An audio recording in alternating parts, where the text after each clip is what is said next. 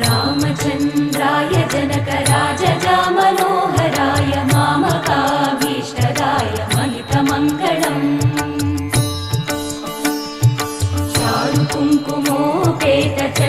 चारुकुङ्कुमोपेतचन्दनानुचर्चिताय हारकटकशोभिताय भूरिमङ्गलम्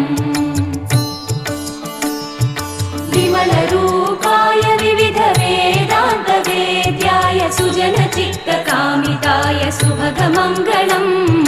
रामदासमृदुलहृदय तामरसनिवासाय स्वामि भद्रगिरिवराय दिव्यमङ्गलम्